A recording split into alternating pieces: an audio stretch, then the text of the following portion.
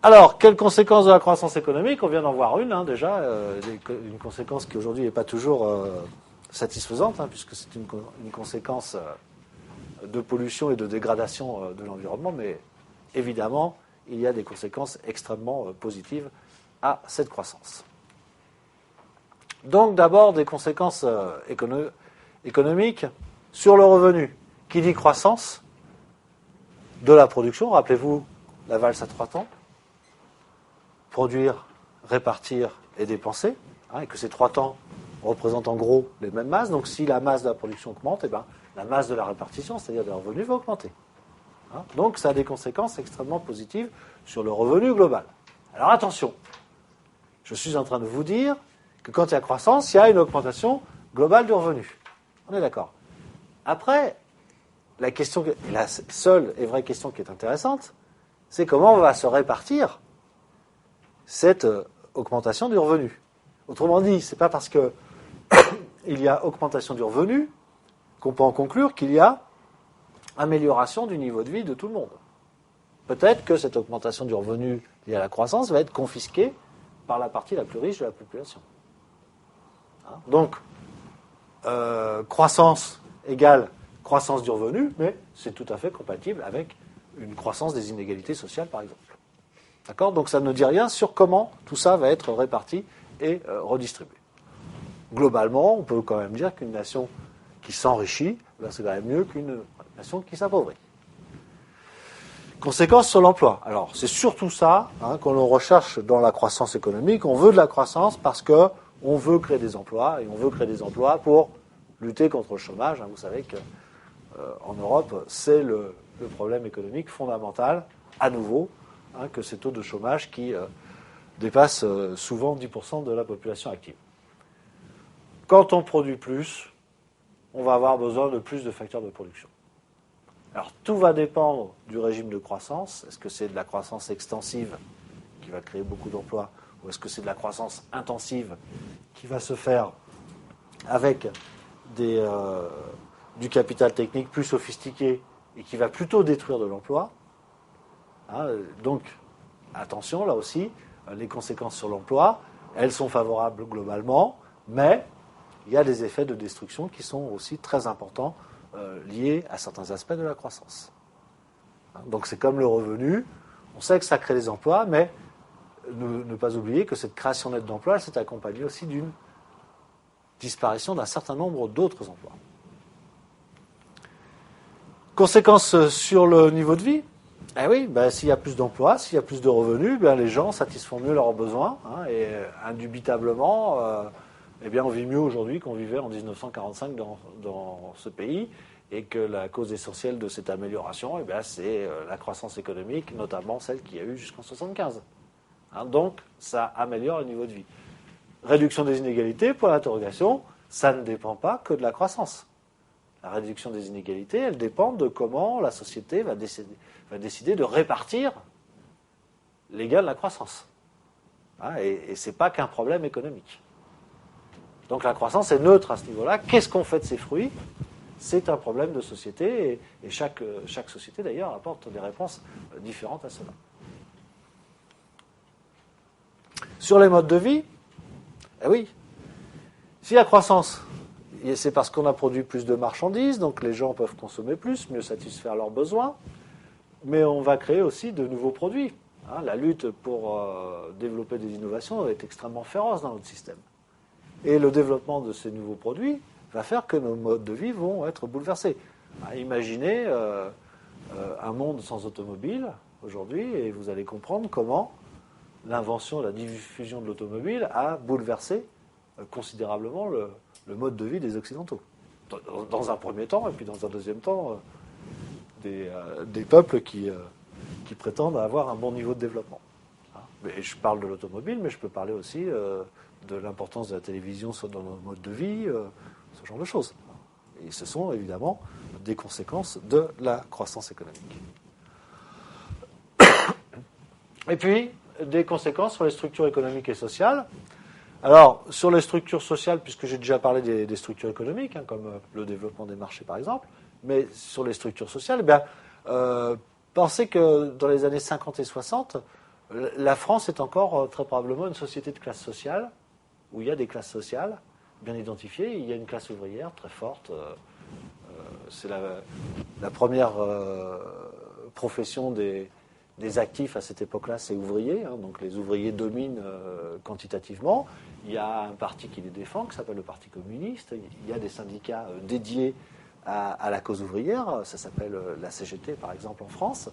Et ces ouvriers, donc qui ont une représentation politique, qui ont un vote particulier, qui défendent leurs intérêts en commun, qui ont une culture commune. Il existe une culture ouvrière avec des modes de vie ouvriers bien identifiés, très différents des modes de vie de la bourgeoisie, entre guillemets. Donc voilà, c'est un monde de classe sociale. Eh bien, la croissance va passer là-dessus. Le prolétariat, comme dirait Marx, va s'enrichir, va s'embourgeoiser, et finalement, on ne retrouve plus aujourd'hui les bases d'une classe sociale à travers les ouvriers.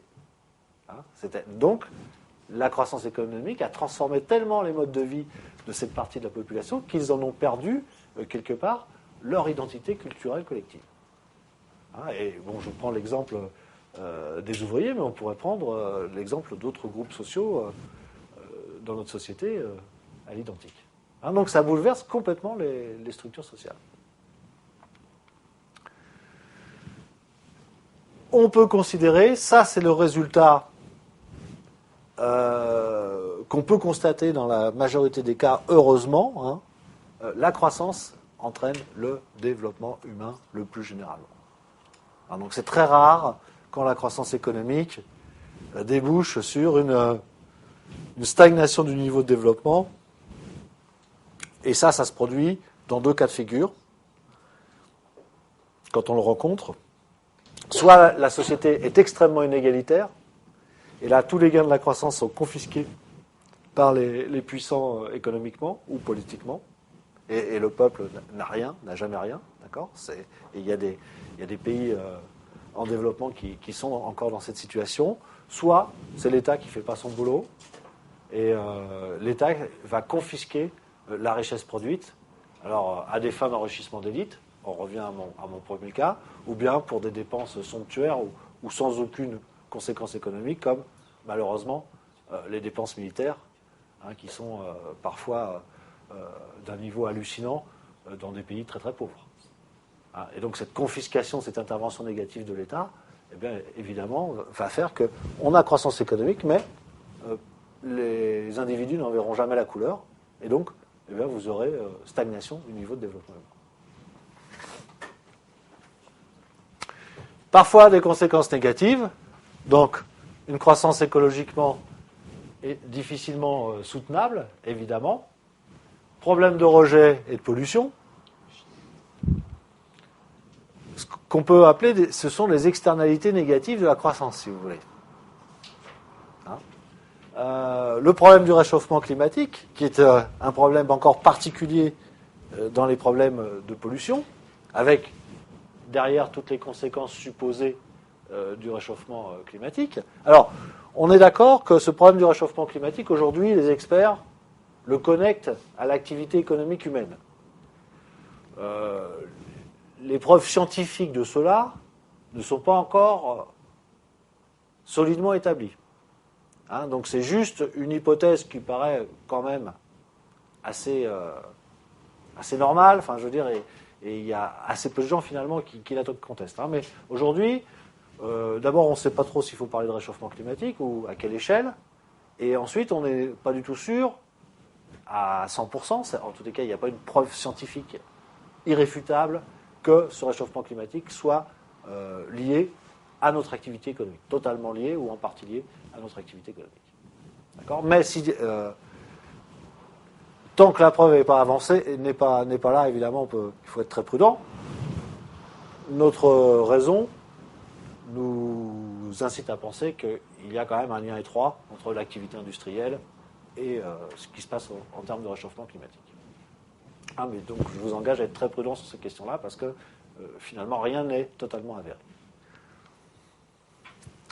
Le problème de destruction des milieux naturels et de la biodiversité, vous savez que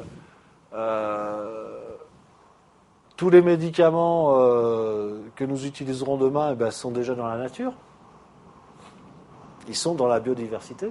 Donc à nous d'aller les chercher, mais si on détruit la biodiversité, il n'y aura plus rien à les chercher. Donc ça poserait à terme un problème essentiel à la survie de l'espèce humaine. Donc il faut sauver la biodiversité, c'est clair. Et puis le problème de l'épuisement des ressources non renouvelables, qui trouveront plus des solutions économiques. C'est le problème du pétrole qui disparaît. On sait très bien que les inventions et les innovations se multiplient parce que le pétrole devient de plus en plus cher.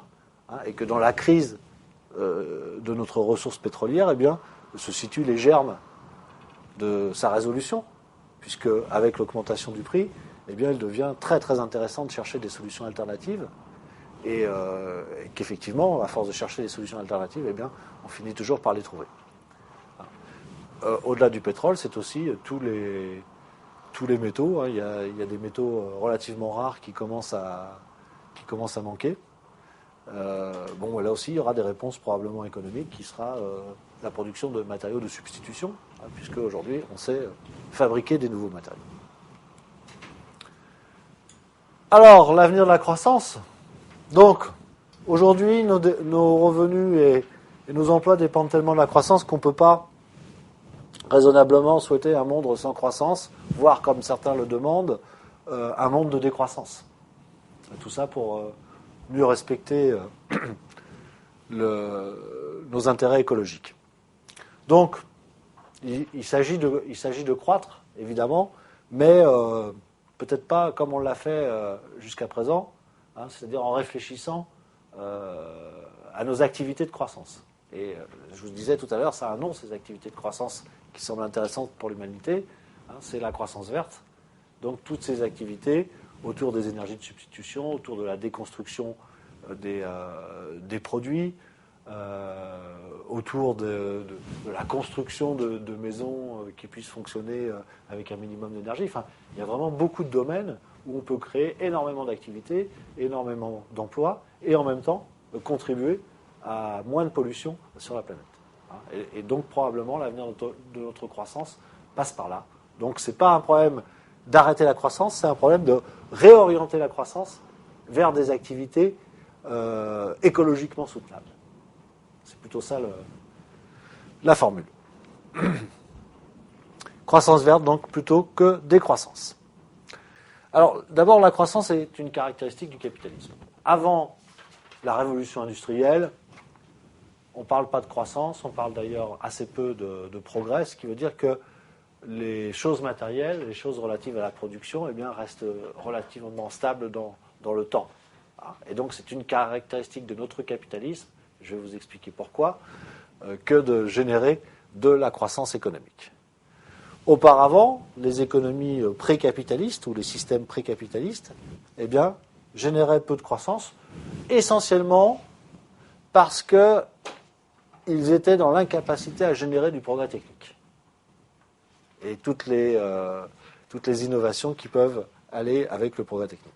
Et donc c'est cette stabilité des outils de production dans le temps qui explique la faiblesse de la croissance des économies pré-capitalistes.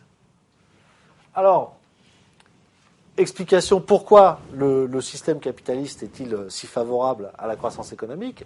Parce que le capitalisme, pour qu'il vive, il faut qu'il y ait accumulation en permanence. Le jeu classique de la dynamique du capitalisme est le suivant. Les entreprises gagnent de l'argent, font des profits, et ces profits, en partie ou en totalité, vont être réinvestis dans les affaires pour générer de nouveaux chiffres d'affaires, mais aussi de nouveaux profits. C'est la dynamique de notre système économique. Donc, vous l'avez compris, si j'investis des ressources supplémentaires en permanence, c'est forcément pour produire plus. Si c'est pour produire moins, je m'abstiens et je n'investis plus. Et donc, c'est la fin de la dynamique du système économique. Donc, si on veut que le système se développe, et c'est nécessaire au bon fonctionnement, effectivement, il faut qu'il y ait croissance en permanence. Et c'est la croissance qui va expliquer les profits supplémentaires qui vont être réinvestis, qui vont générer encore plus de croissance. Donc, c'est vraiment fondamentale au cœur de notre système économique, de notre logique économique de capitalisme et aussi d'économie de marché. Alors il y a aussi, pourquoi le capitalisme génère-t-il de la croissance? Eh bien, très probablement, le concept de concurrence n'est pas étranger à ce phénomène. Ça voudrait dire que la concurrence entre les entreprises eh bien, favorise la croissance. Pourquoi? Parce qu'elle les pousse à produire mieux, à produire plus vite, à produire moins cher, à produire d'autres choses, à innover. Et précisément, tout ça, c'est ce qui va nourrir la croissance économique, puisque quand le prix des produits diminue, eh bien, on peut penser que les clients sont plus nombreux et que donc le volume des affaires augmente et qu'on est effectivement dans une dynamique de croissance. Par contre, la nouvelle réflexion que l'on est en train de mener sur les conséquences de la croissance, eh bien, c'est ses conséquences sur les équilibres écologiques, essentiellement, mais on pourrait dire aussi sur les systèmes sociaux, puisqu'on a vu que la croissance modifiait les structures sociales. Autrement dit, est-ce que la croissance est compatible avec la notion de développement durable? Ça, c'est une grande question, et on sait très bien qu'écologiquement, la réponse serait plutôt négative aujourd'hui, puisque tout acte de production supplémentaire surconsomme des ressources qui sont non renouvelables et entraîne des pollutions qui sont irréversibles. Et donc, un des défis du futur, ça va être de définir une croissance, les règles d'une croissance, donc qui permettent l'enrichissement des hommes, et qui permettent aussi la création d'emplois nouveaux, mais tout en étant compatible avec les seuils écologiques et avec le maintien en l'état de notre planète. Alors ça, c'est un des enjeux du futur, et il y a déjà des réponses qui sont apportées par un certain nombre d'économistes, qui s'appellent la croissance verte, par exemple, c'est-à-dire une croissance orientée vers des activités qui sont destinées à lutter contre la pollution, ou à diminuer la pollution, ou à diminuer les effets de la pollution sur la pollution de nos produits. C'est la problématique de la déconstruction des produits, par exemple. Donc il y a toute une mine d'activités qui sont à développer dans le cadre de cette nouvelle croissance qui serait compatible avec les intérêts écologiques.